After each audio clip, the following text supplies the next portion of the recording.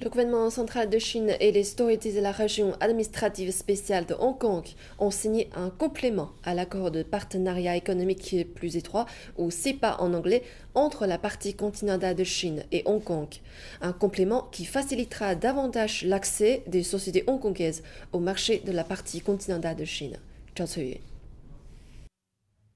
Il s'agit du 5e complément à l'accord de partenariat économique plus étroit, ou CEPA en anglais, entre la partie continentale de Chine et Hong Kong depuis la signature de l'accord en 2003. Cela représente un complément par an.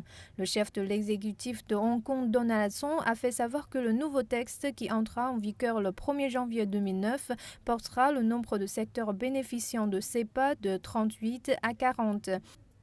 Selon ces nouvelles clauses, tous les produits originaires de Hong Kong seront exempts de taxes et un traitement préférentiel sera appliqué au secteur des services de Hong Kong.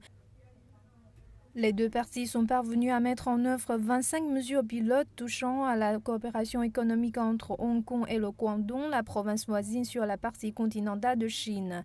Donaldson a encouragé le monde des affaires hongkongais à saisir cette opportunité pour explorer le marché de la partie continentale de Chine, surtout dans le Guangdong.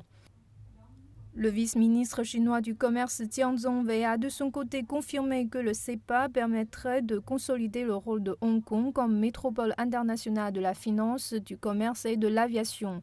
Le CEPA a créé 36 000 emplois à Hong Kong et 16 000 sur la partie continentale de Chine, en plus de générer une croissance considérable des investissements pour les deux parties. Zhao Cui, CCTV. Rapprochement toujours, la bourse de Taïwan pourrait s'ouvrir aux entreprises de la partie continentale de Chine dont le capital est entièrement détenu par l'État. C'est le dernier signe de réchauffement dans les relations entre Taipei et Beijing.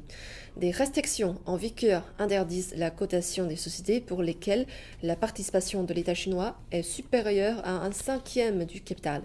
Autre signe de détente, la semaine dernière, les médias affirmaient que 5 nouveaux secteurs de l'économie taïwanaise allaient être ouverts aux entreprises de la partie continentale d'ici la fin de l'année.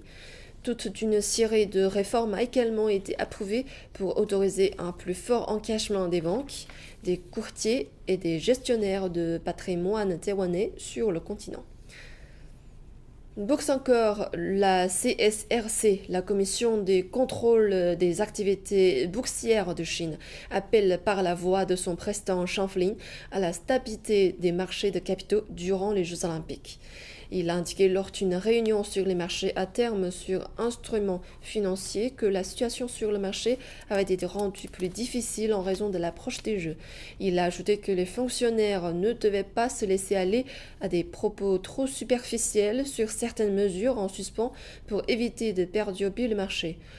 La mission des autorités de contrôle sera difficile durant les Jeux olympiques et les responsables doivent donner la priorité aux produits à revenus fixes comme les billets de trésorerie pour limiter les risques et doivent se préparer activement au lancement d'une cote des valeurs de croissance et d'un indice sur option.